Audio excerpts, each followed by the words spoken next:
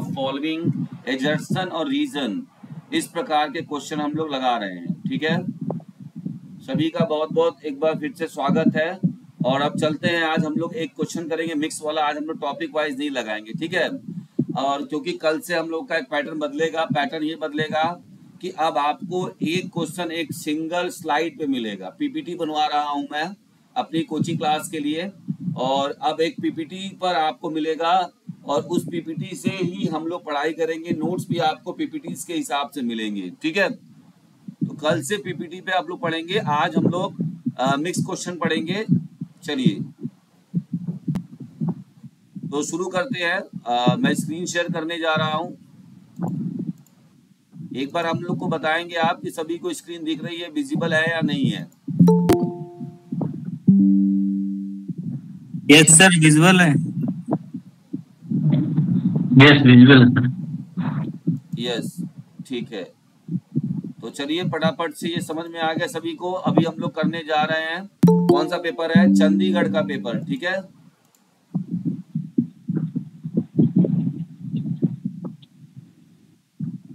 चंडीगढ़ का पेपर हम लोग अभी करने जा रहे हैं और देखते हैं कि क्या डिफिकल्टी लेवल पहले से अब में क्या बदल चुके हैं, क्या चीजें बदली है। इस चीज को हम लोग यहाँ पर देखने का कोशिश करेंगे, ठीक है। मेरे साथ थोड़ा सा आप रहिएगा, समझ में आ रही बात? इससे क्या होगा कि आपको ये जो एग्जाम में क्वेश्चंस आते हैं इसको करने का, ये परीक्षा आपका 28 जून को हुआ था, 2024 का पैटर्न है। मैं बार बार आपसे कह रहा हूँ कि 2021 के बाद से पैटर्न एकदम बदल सा गया है। तो इसीलिए हमें क्या चाहिए, हमें चाहिए कि हम लोग अपनी तैयारी को थोड़ा सा और अच्छा एडवांस लेवल पे करें। जो हम लोग वन लाइनर क्वेश्चंस लगाते हैं, मैं आपसे बार बार कह रहा हूँ कि वन लाइनर क्वेश्चंस को लगाना छोड़ दीजिए। वन लाइनर क्वेश्चंस आपका सिर्फ एक ही दो जगह पे काम आएगा, मतलब पूरे परीक्षा को आप पास करने में वन लाइनर क्वेश्चन से ज्यादा परीक्षा सॉल्व नहीं कर पाएंगे, ज्यादा क्वेश्चंस को सॉल्व नहीं कर पाएंगे। इसीलिए आप वन लाइनर क्वेश्चंस को सॉल्व करना छोड़ दीजिए, ठीक है। चलिए तो हम लोग शुरू करेंगे अब।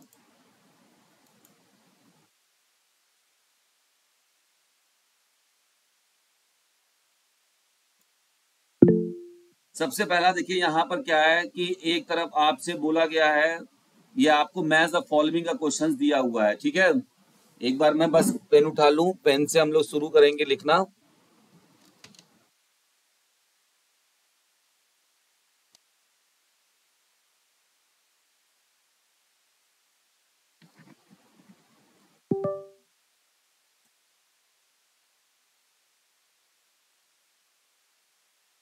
चलिए तो देखिए सबसे पहले यहाँ पे दिया हुआ है एनाल्जेसिक ड्रग, यानी एनाल्जेसिक ड्रग जो होता है, ठीक है, जैसे एस्पिरिन है, ठीक है, इसको हम एनाबॉलिक स्टेरॉइड्स के अंदर रखते हैं, जिसमें हमारा एस्पिरिन आता है, इबुप्रोफेन आता है। तो ये जो दवाएं होती हैं ये किसके लिए काम करती हैं?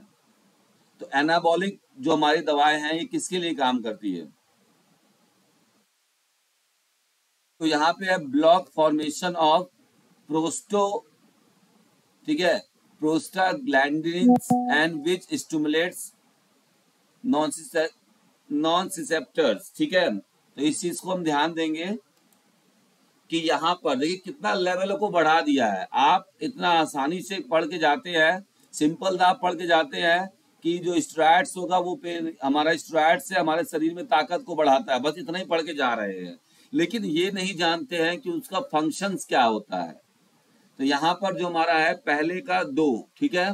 दूसरा पूछा हुआ है लोकल एनेस्थेटिक्स, जो हम लोकल एनेस्थेटिक यूज करते हैं वो उसका क्या फंक्शन होता है। एक तरफ यहाँ पे ड्रग्स का नाम बताया हुआ है और दूसरी कॉलम में क्या दिया हुआ है फंक्शंस ऑफ द ड्रग्स, ठीक है।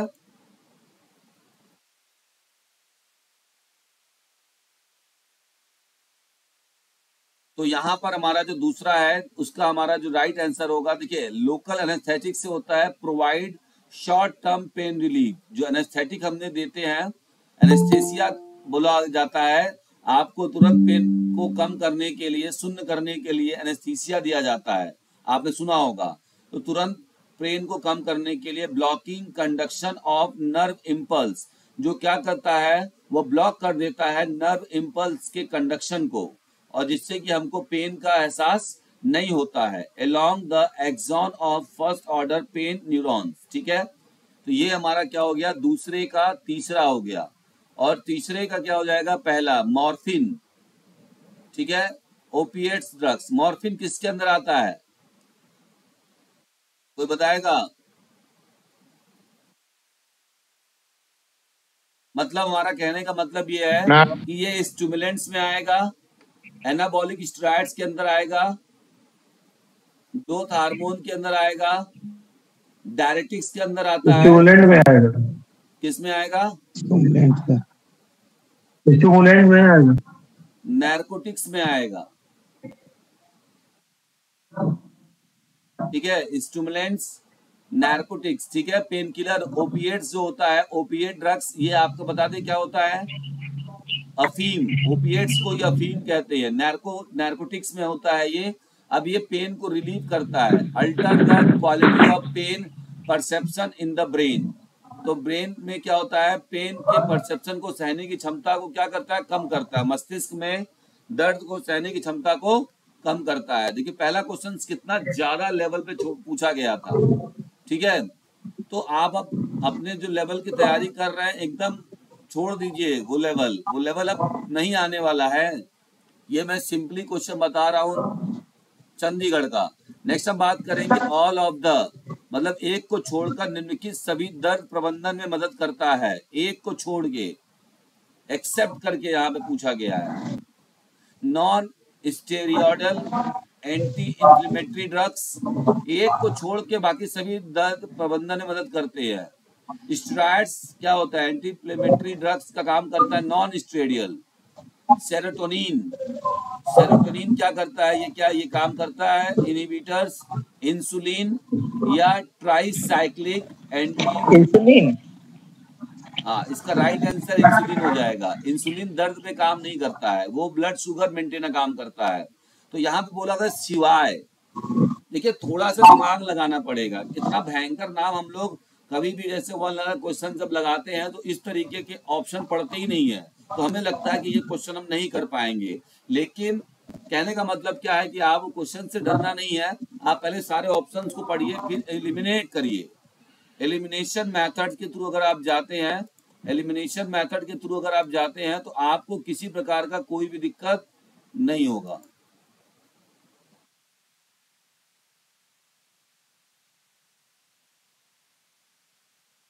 ठीक है,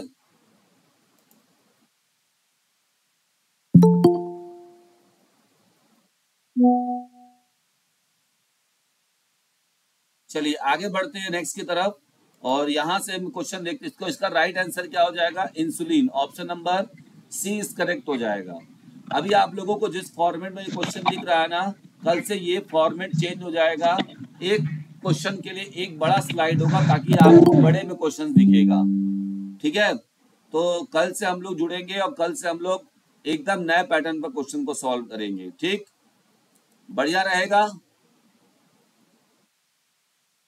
यस सर। जी हाँ, बढ़िया रहेगा, वो सही रहेगा। ठीक है, चलिए यहाँ के अब हम लोग नेक्स्ट क्वेश्चन नंबर 3 को देख लेते हैं। मुख्य सिद्धांत जिन्हें प्राय 3P के द्वारा दिया जाता है। अब इसमें से कितने लोग बताएंगे 3P का मतलब क्या होता है? एक सिद्धांत है जो कि आपको जीवन रक्षा के लिए फर्स्ट एड में सबसे इंपॉर्टेंट प्रोटेक्शन। प्रिंसिपल मानी जाती है, या एम ऑब्जेक्टिव बोल सकते हैं। Aim of the first aid ही माना जा सकता है, लक्ष्य हमारा होता है फर्स्ट एड का। 3P, वो 3P क्या है, कोई बताएगा इसमें से?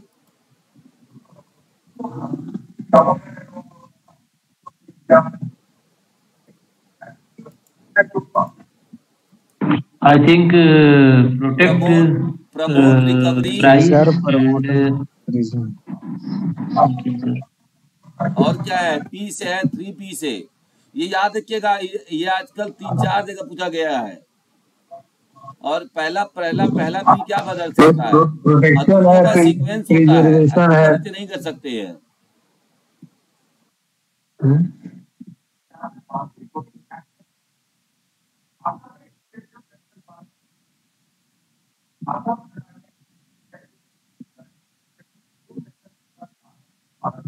तो 3P में जो दर्शाया जाता है जीवन का रक्षा करना, आगे नुकसान को रोकना और स्वास्थ्य लाभ को बढ़ावा देना। ठीक है, इसमें तो मुख्य सिद्धांत क्या होता है, ये किस चीज का है, ये किस चीज के लिए बोला गया है? First aid. हाँ, तो इसका जो राइट आंसर हो जाएगा, ये सिद्धांत फर्स्ट एड का होता है। ठीक है, ये फर्स्ट एड में 3 सिद्धांत अभी हमने आपको बताया भी था कि फर्स्ट एड में यही 3 सिद्धांत होते हैं। ठीक है,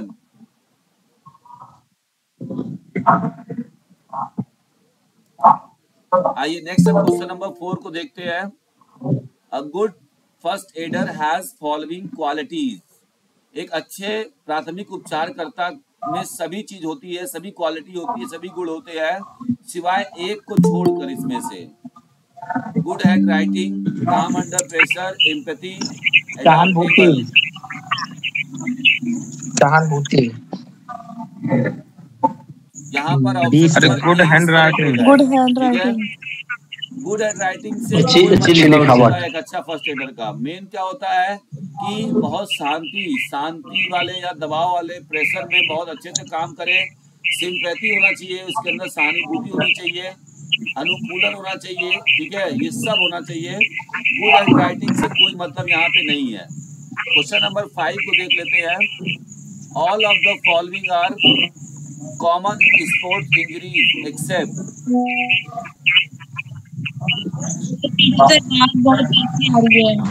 इसमें से सभी हमारे कॉमन स्पोर्ट इंजरीज है, सिवाय एक को छोड़ के। देखिए, कॉमन स्पोर्ट इंजरी होता है, नी इंजरी भी होता है, एचलीस टेंडनाइटिस और टेंडन इंजरी भी हमारा कॉमन होता है। Option number D is correct होगा यहाँ पे। ये जो मेनिस्कस टियर्स होता है, ये कॉमन नहीं है, ये रेयरली होता है। ठीक है, प्लीज किसी का माइक बंद कीजिए। मैं बंद कर दे रहा हूँ ये।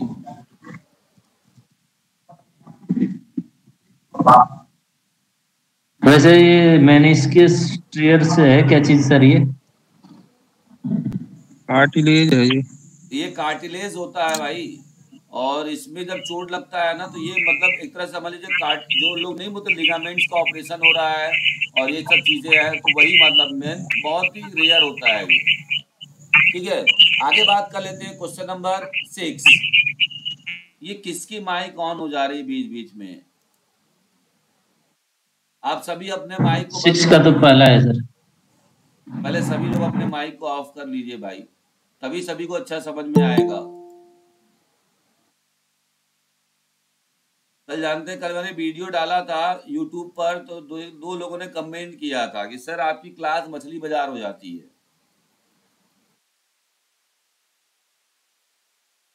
तो भाई आप समझिए इस बात को कि ये फिर यूट्यूब पे भी जाएगा। Common and basic treatment to manage sports injury. एक कॉमन सा खेल चोटों को प्रबंधन के लिए सामान्य और बुनियादी उपचार में क्या शामिल होना चाहिए? Rest ice compression, RICE, bypass surgery, dry ice therapy या counselling. Treatment to manage sports injury involve basic treatment, common and basic treatment. क्या होना चाहिए? RICE. Option number A is correct. RICE. ठीक है, नेक्स्ट यहाँ पे question number 7। Strength, endurance, flexibility and coordination are hallmark. ये किसकी पहचान है? Strength, endurance, flexibility and coordination. Body building की, फिजिकल फिटनेस की, ब्यूटी की या लीडरशिप की? तो option number B is correct हो जाएगा। फिजिकल फिटनेस की ये हॉलमार्क्स है, पहचान है। ठीक है, फिजिकल फिटनेस है। All of the following are required to achieve physical health. यहाँ पे क्या बोला जा रहा है कि सिवाय एक को छोड़कर सभी शारीरिक स्वास्थ्य, ठीक है, फिजिकल हेल्थ प्राप्त करने के लिए आवश्यक है। फिजिकल हेल्थ प्राप्त करने के लिए सभी आवश्यक है। तो न्यूट्रिशन जरूरी है, रेस्ट रिकवरी भी जरूरी है, फिजिकल एक्सरसाइज भी जरूरी है। तो क्या जरूरी नहीं है इसमें से? क्या आवश्यक नहीं है? स्टेरॉइड्स और सप्लीमेंट जरूरी है।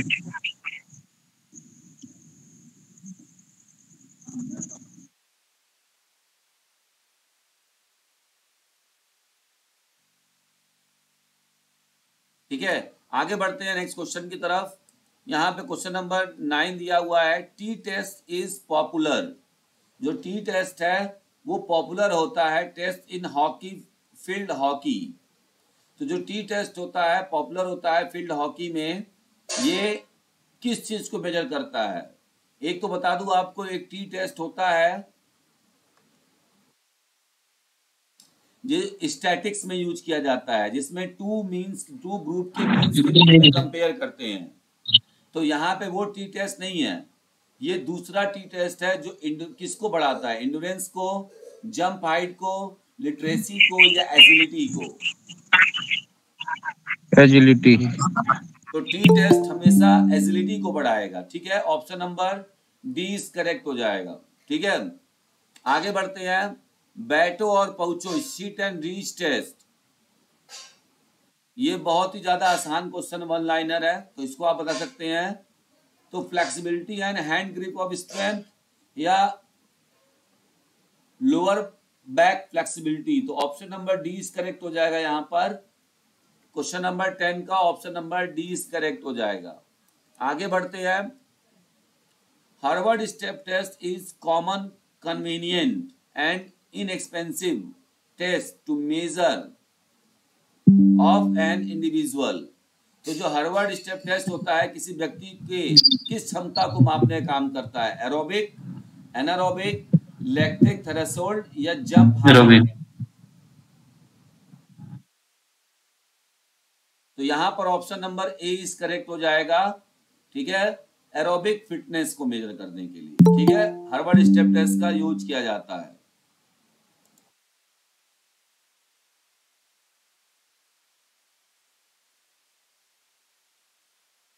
आगे बढ़ते हैं। आपको बताता चलूं कि बहुत ही एक अच्छी बात है हम लोगों के लिए, गुड न्यूज भी है। जो लोग यूपी में यूपी टीजीटी एग्जाम का इंतजार कर रहे हैं, क्योंकि जैसा कि बोला गया था कि शिक्षा सेवा चयन आयोग इस भर्ती को पूरा कराएगा, और पिछला जो बोर्ड था वो रद्द कर दिया गया है, शिक्षा सेवा चयन आयोग इसको कराएगा। तो उसमें जो अध्यक्ष पद था वो अभी तक वेकेंट थी, और अभी कल परसों में वो सीट परमानेंटली तरीके से भर लिया गया है, मतलब कि चयन कर लिया गया है अध्यक्ष पद के लिए। और अब ऐसा कहा जा रहा है पेपरों में भी और न्यूज में भी कि बहुत जल्दी जो भी रुकी वैकेंसी थी शिक्षा में, हमारे शिक्षा में टीचरों की वैकेंसी वगैरह में, वो बहुत जल्दी से पूरा होने का उम्मीद है कि अक्टूबर नवंबर में जल्दी से एग्जाम होने की उम्मीद है। ठीक है, तो आप लोग तैयारी करिएगा, कहीं भी रुकना नहीं है, और थोड़ा सा एडवांस लेवल पे जाइए, क्योंकि आप वन लाइनर लगा चुके कि बोर नहीं हो चुके हैं। मुझे तो लगता है कि मैं वन लाइनर लगा के बोर हो चुका हूं, तो आप लोग वन लाइनर मत लगाइए, थोड़ा सा एडवांस पे भी जाइए। वन लाइनर तो लगाइए ही लगाइए, वो तो बेसिक्स होता है, बेसिक के साथ साथ आगे भी बढ़ना बहुत जरूरी है। आगे बढ़ते हैं। निम्नलिखित में से कौन सा स्कूली बच्चों के लिए उनकी शारीरिक फिटनेस, खेल प्रतिभा को मापने और जमीनी स्तर पर खेलों को प्रोत्साहित करने के लिए एक ऐतिहासिक राष्ट्रीय फिटनेस मूल्यांकन कार्यक्रम है? Bournvita quiz contest, new Delhi marathon, खेलो इंडिया या इंटर स्कूल चैंपियनशिप? खेलो इंडिया। तो ऑप्शन नंबर खेलो इंडिया सर करेक्ट हो जाएगा। ठीक है, खेलों में स्कूली स्तर पर, जमीनी स्तर पर खेल को बढ़ावा देने के लिए खेलो इंडिया का शुरुआत किया गया है।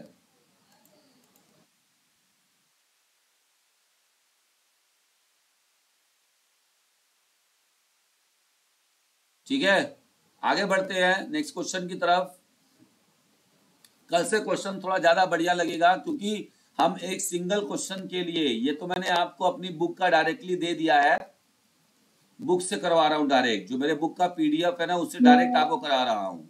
जो लोग नहीं जानते हैं वो लोग जान लें कि शारीरिक शिक्षा एक अंतिम योद्धा, ये मेरी बुक है, जिसमें आपको 4635 क्वेश्चंस का एक पूरा प्रैक्टिस पेपर मिलेगा, और जिसमें 2014 से लेकर 2024 के बीच में जितने भी मुख्य एग्जाम हुए हैं इन सबका कलेक्शन है। इसी प्रकार से देखिए मिलेगा। अब सोचिए कि 4600 क्वेश्चन, 5000 लगभग क्वेश्चन आपको मैं एक बुक में दे रहा हूं, और भी हिंदी इंग्लिश दोनों एक ही बुक में। आप अभी तक जितने भी बुक्स लिए होंगे चाहे यूथ कंपटीशन हो, चाहे कोई भी हो, मैं बता रहा हूं कि हर जगह लगभग आपको एक प्रकार का ही क्वेश्चन देखने को मिलता है। हिंदी के लिए आप अलग लेते हैं, इंग्लिश के लिए अलग लेते हैं, चाहे कोई भी बुक आप उठा लीजिए। यूथ कंपटीशन है तो खाली हिंदी देता है, इंग्लिश देता ही नहीं है ना। और आगे और भी बहुत सारे प्रैक्टिस पेपर जो आप लोग लेते हैं, जैसे मास्टर इन फिजिकल एजुकेशन भी है, वो सिर्फ इंग्लिश भी देते हैं, हिंदी नहीं देते हैं। इसी प्रकार से और भी बहुत सारे बुक्स हैं, लेकिन ये ऐसी पहली बुक है हमारे फिजिकल एजुकेशन में जो दोनों एक ही जगह पे मिलता है आपको, ताकि अगर आप हिंदी इंग्लिश में थोड़ा सा कंफ्यूजन रहते हैं तो हिंदी पढ़कर सही से इंग्लिश कर लीजिए, या इंग्लिश में कंफ्यूजन है तो इंग्लिश को छोड़ के हिंदी को पढ़कर सही कर लीजिए। समझ में आ रही बात? तो ये मेरे बुक में बहुत फायदे हैं, और इस तरह के फॉर्मेट देने का एक उद्देश्य है। ये उद्देश्य इसलिए ऐसा किया गया है कि आप कम से कम स्पेस में अधिक से अधिक क्वेश्चंस को लाया जा सके। अगर आप ये सोचते कि सर अच्छा वैसे क्यों नहीं दिया गया, एक तरफ इंग्लिश एक तरफ हिंदी, सामने सामने वैसा वाला क्वेश्चन, तो उससे ना स्पेस ज्यादा लेता है। और आपके ये 4600 क्वेश्चंस के लिए आपने देखा होगा कभी भी जब भी आप एग्जाम देने जाते होंगे, क्वेश्चन बुकलेट इसी प्रकार से आती है। तो वहां पर आपने देखा होगा कि उसमें अगर उस एग्जाम में 100 क्वेश्चन पूछना है तो कम से कम 30-32 पेज लगते हैं, 30 से 32 पेज लगता है। तो वहां पे एक प्रॉब्लम क्या होती है कि अगर मैं उसी फॉर्मेट में देता तो एक पेपर यहां पर आपका 32 पेज में, मान लीजिए मिनिमम 30 पेज में या 28 पेज में भी रहता, और मैं यहां पर 5000 क्वेश्चन देने की कोशिश करता, तो अब ये क्या बताइए 1400 पेज की बुक बनाता मैं। नहीं ना, पॉसिबल नहीं है 1400 पेज की बुक बनाना। तो इसी को कम करने के लिए 500 पेज में पूरा बुक मैंने बना दिया। तो 900 पेज कम हुआ कि नहीं हुआ? तो ये दिमाग लगा के बनाया गया है, इसको अन्यथा वे में मत लीजिएगा आप लोग कि सर ये कौन सा फॉर्मेट दिए, मजा नहीं आता है। यहां मजा नहीं लेना है, प्रैक्टिस करना है, ठीक है। चलिए अब हम लोग आगे चलते हैं अगले क्वेश्चन की तरफ। टॉपिक से बाहर नहीं जाना हमें। सर मुझे बुक लेना है, बुक लेने के लिए कैसे ये लें नंबर फिर? आपको, हाँ मैं बता दूं आपको, ये बुक लेने के लिए आप 9670, ठीक है, 81 ठीक है सर। 9218 पे कॉल कर सकते हैं, ठीक है। कॉल कर लीजिए, आपको बुक मिल जाएगी, ठीक है। बुक का भी ठीक है प्राइस सर। बहुत और ठीक। बहुत कम प्राइस है। इतने कम प्राइस में आपको ऐसी बुक, देखिए ये हमारी बुक है, इसको बहुत इसी का ही मैं करा रहा हूं सारा, ठीक है। और ये हमारा, ये देखिए ठीक है आप, सर। ये हमारा इंडेक्स है चंडीगढ़ केवीएस का सारा पेपर मिलेगा, 18 का भी 23 का भी, ठीक है। और जी ये सर। हमारा का भी जी 24 का पेपर है, नवोदय विद्यालय का 19 का पेपर है, और 22 का दोनों पेपर है, 22-23 का, ठीक है, दोनों पेपर है। DSSS भी पूरा अभी तक का अपडेट है, 2023 तक का अपडेट है।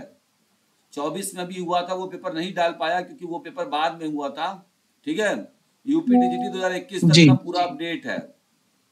हायर एजुकेशन भी 2021 तक का अपडेट है। इसके बाद यूकेएलटी 21 तक का अपडेट था। अभी स्टेट जो बिहार वाला पेपर हुआ है 23 में, 24 में बीपीएससी का जो पेपर हुआ है वो भी सारा अपडेट है। देखिए ये एमपी टेट, ये 23 वाला, ये सारे इंपॉर्टेंट पेपर है। हर राजस्थान से ले लीजिए, चाहे एमपी से ले लीजिए, चाहे बिहार से ले लीजिए, चाहे पंजाब से ले लीजिए। देखिए पंजाब का भी पेपर मैंने यहाँ पे दिया हुआ है। हरियाणा का एचटेट का पेपर जो 2023 में भी हुआ था, ठीक है। ये सीयूटी का पेपर भी मैंने यहाँ पे दिया हुआ है। तो ये देखिए सीयूटी पेपर भी बहुत अच्छा पेपर बनाता है एमपीएड लेवल का, जो पीजी लेवल वाला है, पीजी वाला, ठीक है, पीजी लिखा होगा यहाँ पे, पीजी, ठीक है।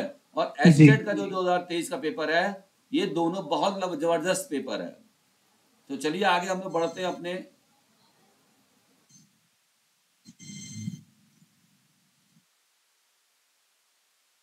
नेक्स्ट क्वेश्चन की तरफ। क्वेश्चन हमारा क्या है, क्वेश्चन नंबर 14 को हम देखेंगे।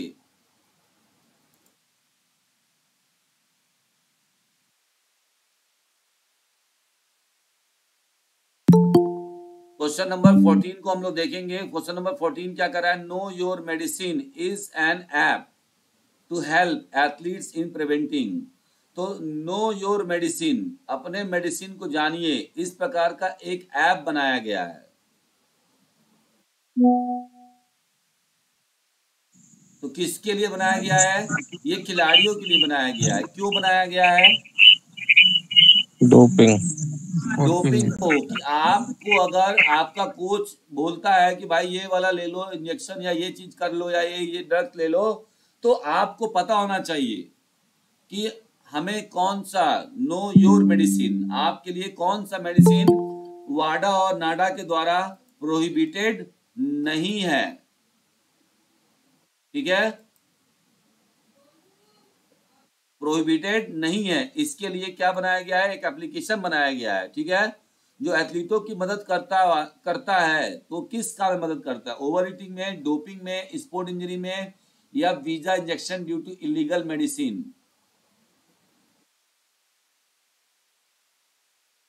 देखिए यहां पर अब दो चीजें आ गई, ऑप्शन नंबर बी है और ऑप्शन नंबर डी है।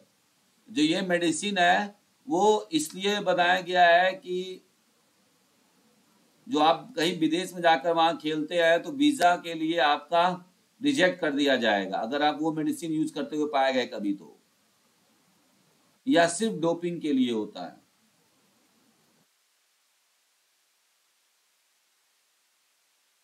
Doping. Only doping, option number B is correct हो जाएगा। ठीक है, डोपिंग के लिए किया गया, इसके लिए नहीं है। नेक्स्ट हम बात करेंगे question number 15, all of the following, सभी को छोड़कर डोपिंग के उदाहरण हो सकते हैं। देखिए डोपिंग से कितने क्वेश्चन पूछे गए हैं, और ऐसा कहीं है कि ये क्वेश्चन रिपीटेड हुआ है?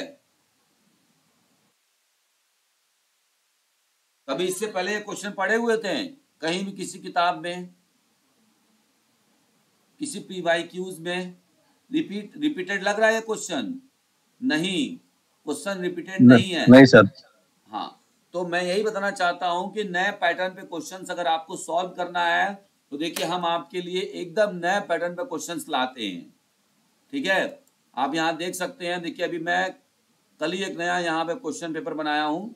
ठीक है, जिसमें हम लोग हिस्ट्री से बात कर रहे थे, हिस्ट्री, एंशिएंट हिस्ट्री में हम लोग बात कर रहे थे। तो ये मैंने कल नया बनाया है।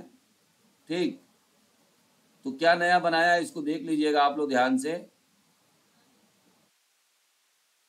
मेरी क्लास में सारी चीजें आपको नहीं मिलेंगी।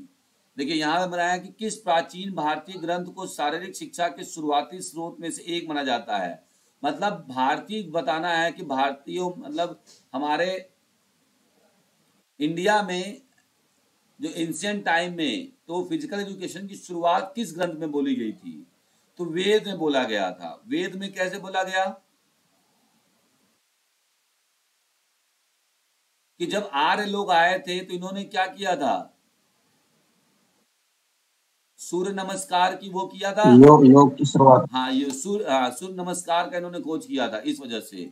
देखिए नेक्स्ट हमारा है कि किस प्राचीन भारतीय पाठ में शारीरिक शिक्षा और स्वच्छता के सिद्धांतों पर चर्चा की गई है? ठीक है, which ancient Indian text discuss the principle of physical education and hygiene? Hygiene के बारे में, हाइजीन ये देखिए हमारी भारतीय संस्कृति में भी, हमारे ग्रंथों में भी सब बातें कही गई है। लेकिन हम ग्रीक की, हम लोग क्या पढ़ते हैं, हम लोग को फिजिकल एजुकेशन में क्या पढ़ाया गया है कि ग्रीक की एक देवी थी जिनको हाइजिया वर्ड से लिया गया है, जिनको कि स्वच्छता की देवी माना जाता है। ऐसा ही पढ़ा है हम लोगों ने,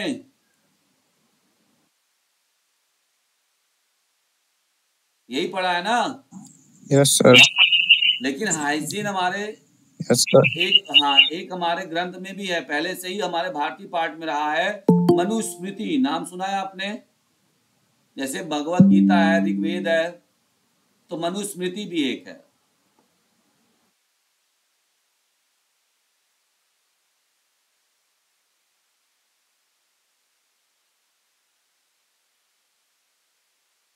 समझ में आ रही है? देखिए सारा चीज नया है। निम्नलिखित में से कौन सा प्राचीन भारत में शारीरिक शिक्षा का एक घटक नहीं था? ठीक है, तो प्राचीन में क्या था? शतरंज नहीं था, पचीसी था। शतरंज बाद में आया। और रेसलिंग भी था, आर्चरी भी था, योगा भी था, चेस नहीं था। अब कुछ लोग क्या करेंगे, सोचेंगे चेस तो पहले था। समझ में आ रहा है मैं क्वेश्चंस के लेवल को कहां पे ले गया हूं और किस प्रकार से आपके सामने रिप्रेजेंट कर रहा हूं। आई होप कि आप इसको समझ रहे होंगे और आपको समझ में आ रहा होगा। प्राचीन भारत में शारीरिक शिक्षा के क्षेत्र में महत्वपूर्ण योगदान देने वाले महान भारतीय चिकित्सक कौन थे? जैसे आपने ग्रीक का पढ़ा है, ग्रीक में कौन थे? हिप्पोक्रेट्स थे। रोम में कौन था? गैलन। ठीक है, गैलन। और इसी प्रकार से अगर हम भारतीय इतिहास की बात करेंगे तो चरक था। कौन था? चरक। ठीक है, तो क्वेश्चन है ना नए तरीके का एकदम। बिल्कुल सर। और ऐसा भी लग रहा है कि एकदम आने वाला क्वेश्चन नहीं है, सारा क्वेश्चन आ सकता है।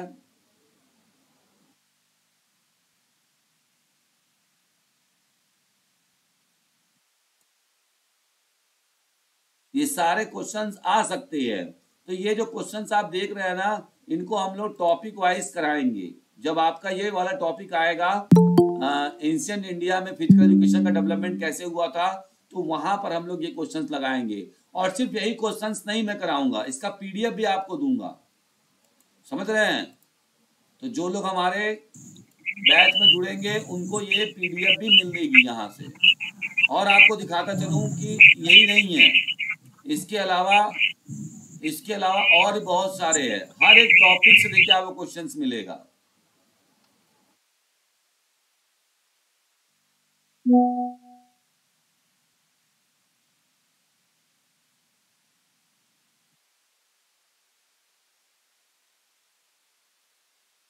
यहां पे देखिए,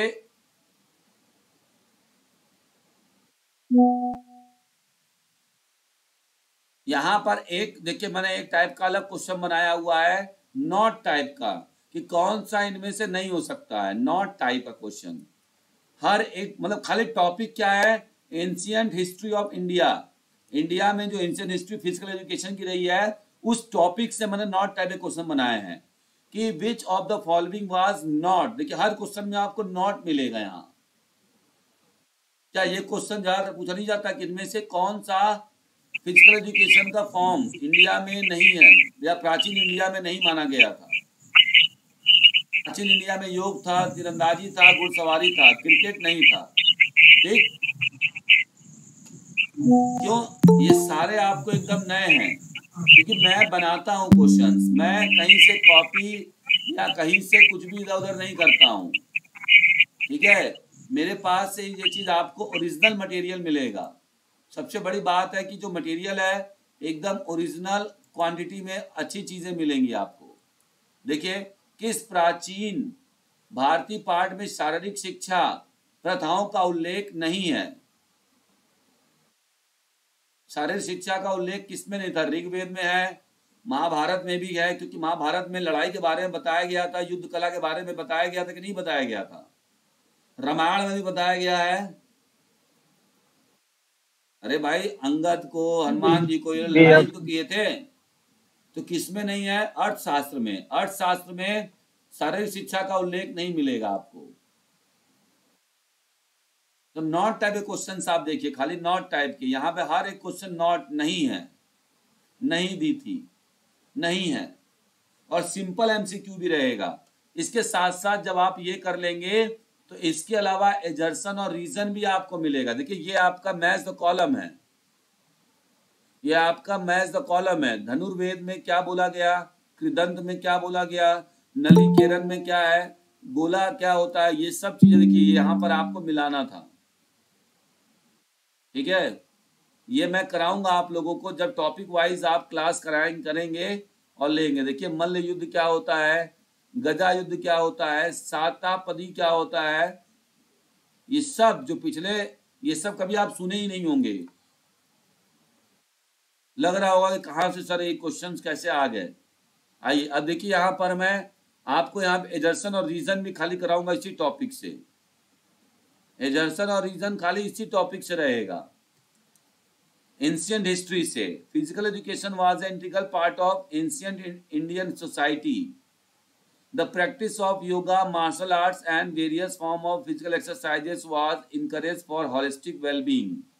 both assertion and reason are true, both assertion और reason are true but not the correct expression of A, है ना। तो देखिए इस प्रकार के क्वेश्चंस में सिर्फ टॉपिक एक है। टॉपिक कौन सा था अभी?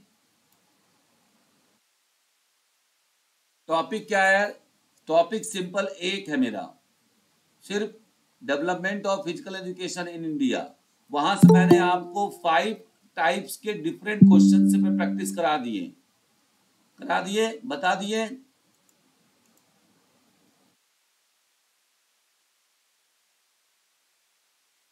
आई होप कि आप लोगों को सही समझ में आ रहा होगा। ओरिजिनल नोट्स, ओरिजिनल चीजें हैं। अब देखिए कि मैं क्या करूंगा, मैं आपको ये जो आप मेरा बुक्स लिए होंगे, शारीरिक शिक्षा का अंतिम ब्रह्मास्त्र, ये एकदम वाकई ब्रह्मास्त्र है।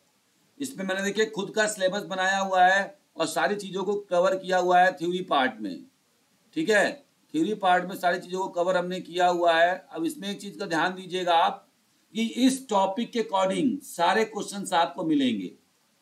देखिए मैंने यहाँ पर ये क्वेश्चंस आपको development of physical education in India, ancient का अलग पढ़ाया है, मॉडर्न का अलग पढ़ाऊंगा। ये सिर्फ एंशिएंट का था क्वेश्चन जो आपने देखा है, और सिर्फ एंशिएंट से मैंने तकरीबन 100 क्वेश्चन बनाए हैं। सिर्फ एंशिएंट से वो 100 क्वेश्चन जो है वो 5 अलग अलग प्रकार के बनाए हैं, ताकि कि किसी भी प्रकार का क्वेश्चन अगर एग्जाम में आपसे पूछा जाए तो आपको दिक्कत ना हो।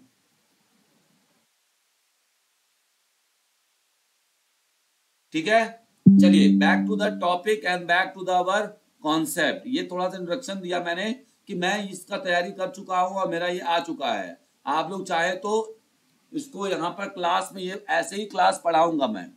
आइए आगे बात कर लेते हैं नेक्स्ट क्वेश्चन की तरफ। क्वेश्चन नंबर 16, पीरियडाइजेशन क्या होता है?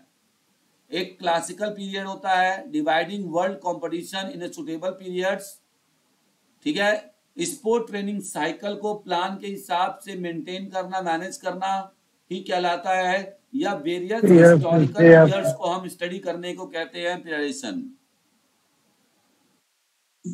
आप लोग बहुत आसानी समझ पा रहे होंगे। ये क्वेश्चन नंबर सी इसका करेक्ट है। ऑप्शन नंबर सी इसका क्या है?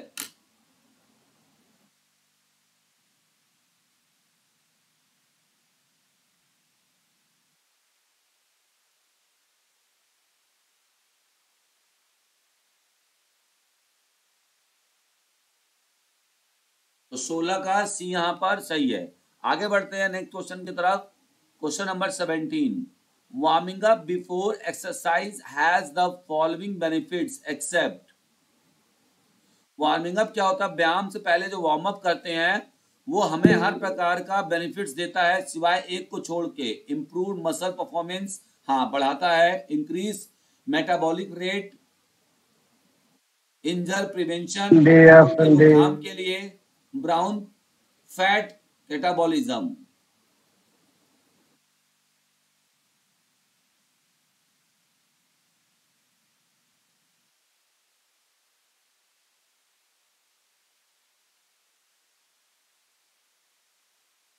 तो यहाँ पे right answer option number D हो जाएगा। कैटाबॉलिज्म, जो फैट कैटाबॉलिज्म होता है उसको क्या करता है? बढ़ाता नहीं है, ठीक है। तो यहाँ पे ये चीज गलत दिया हुआ है, तो ऑप्शन नंबर डी इसका करेक्ट हो जाएगा। नेक्स्ट हम बात करेंगे also known as cooling down.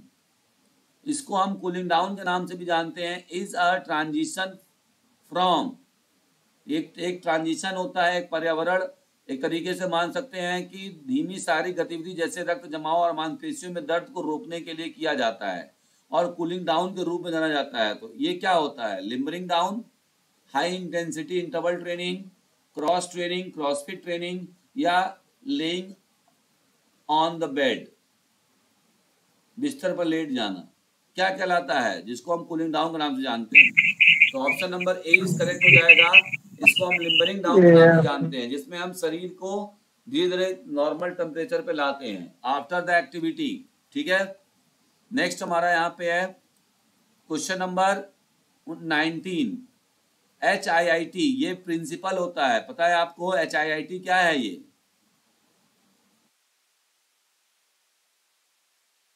Principal है। हाई इंटेंसिटी इंटरवल ट्रेनिंग को HIIT कहते हैं। तो ये क्या है? High intensity interval training. Holistic health होता है, involve short burst to of intense exercise alternated with low intensity period, no gym and equipment needed. HIIT का रूप। तो यहाँ पर आपको क्या बताना है? तो पहला है, ये पहले का तीसरा है, ठीक है? पहले का क्या हो जाएगा? पहले का तीसरा हो जाएगा। कैसे? हाई इंटेंसिटी में जो हम इंटरवल करते हैं तो उसमें हम लोग क्या करते हैं? शॉर्ट बर्स्ट होता है, मतलब छोटे छोटे। कुछ लोग माइक क्या ऑन है क्या मेरा?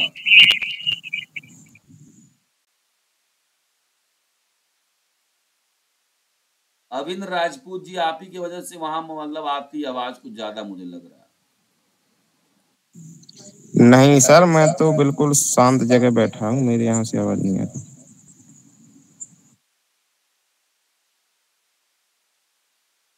तो यहाँ पे हमारा क्या हो गया?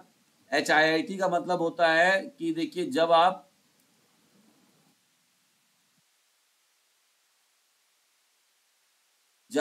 छोटे छोटे शॉर्ट बर्स्ट रखेंगे, इंटेंस एक्सरसाइज को अल्टरनेट करेंगे, मतलब इंटरवल ट्रेनिंग मेथड की तरह आप यूज करते हैं जब, ठीक है, तो उसे हम क्या कहते हैं?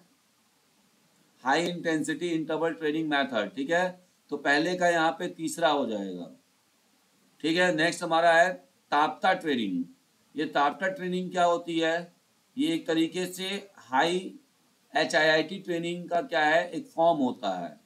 नेक्स्ट हमारा क्या है? तीसरा का चौथा हो जाएगा यहाँ पर insanity workout, no gym mat and equipment needed. Yoga क्या होता है? होलिस्टिक हेल्थ के लिए होता है, ठीक, समग्र स्वास्थ्य के लिए। आइए नेक्स्ट हम बात करेंगे स्पोर्ट्स साइकोलॉजी को, इसमें बताना है डेफिनेशन। इन्वॉल्व्स, इसमें क्या शामिल होता है? खेल मनोविज्ञान में शामिल है कि मनोवैज्ञानिक कारक प्रदर्शन को कैसे प्रभावित करते हैं, और खेल या शारीरिक गतिविधि में भागीदारी मानसिक और शारीरिक स्वास्थ्य को कैसे प्रभावित कर सकती है। ये ठीक लग रहा है। मानसिक स्वास्थ्य स्थितियों का निदान और उपचार, ये सही नहीं लग रहा है। Is studying of psychological tactics to gain sports competitive advantage against the opposite team. Sports psychology क्या है? विपरीत टीमों के खिलाफ खेल प्रतिस्पर्धा लाभ को हासिल करने के लिए एक मनोवैज्ञानिक रणनीति को तैयार करना, ये स्पोर्ट्स साइकोलॉजी है या ये वाला है? ए और डी में डिफरेंस है, बताइए। तो ज्यादा सुटेबल आंसर कौन सा है? ए वाला। तो option number A is correct होगा। नेक्स्ट हम बात करेंगे क्वेश्चन नंबर 21, ठीक है? एक मिनट बस, थोड़ा सा पानी पी लेते हैं, बोलते बोलते गला सूख रहा है।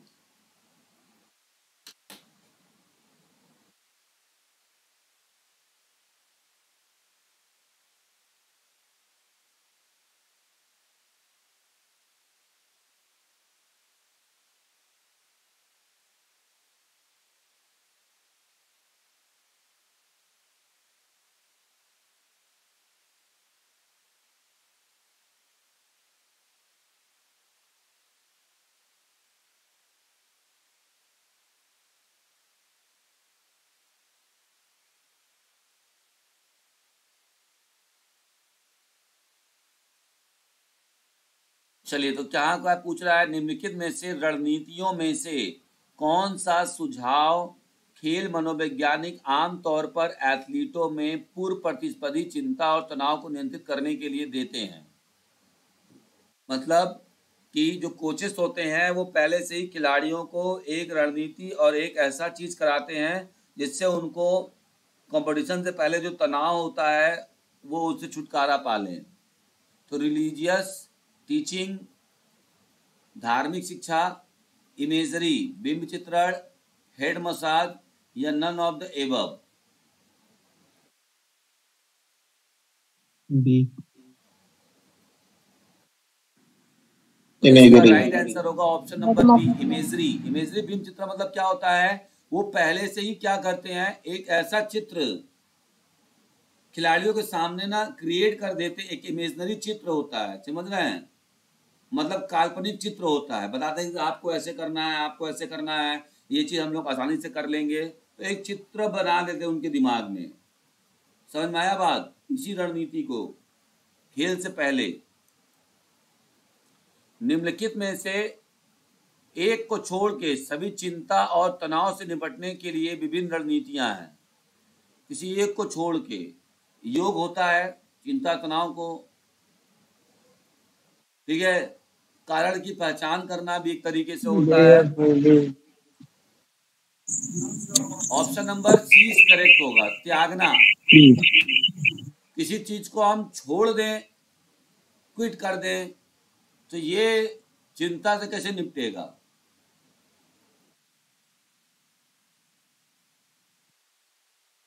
मतलब ये नहीं कि उसी चीज को, मतलब चिंता क्या है,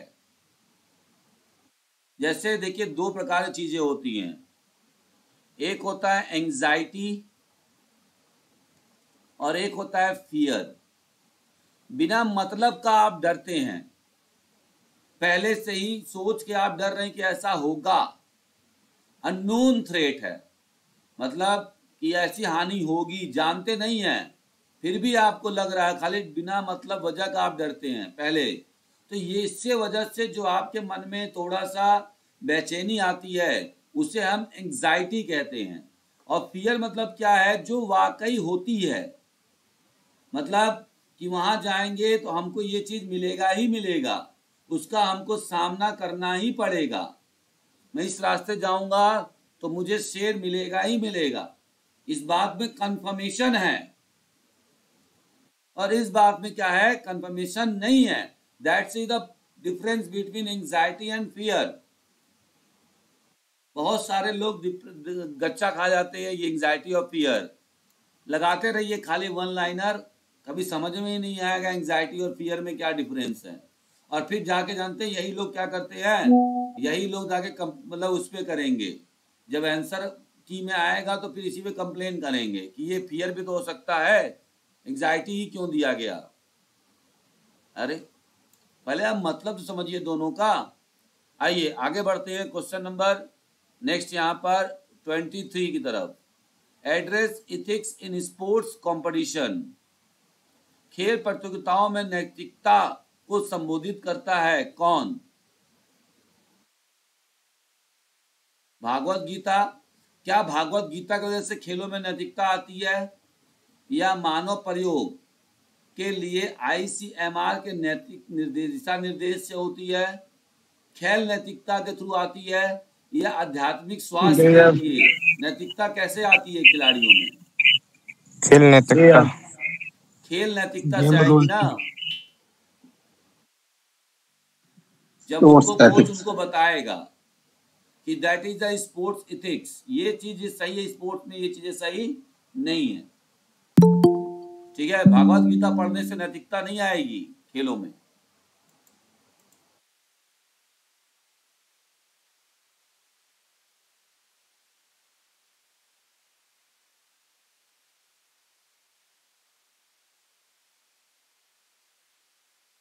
खेलों में मैच फिक्सिंग का उल्लंघन क्या कहलाता है?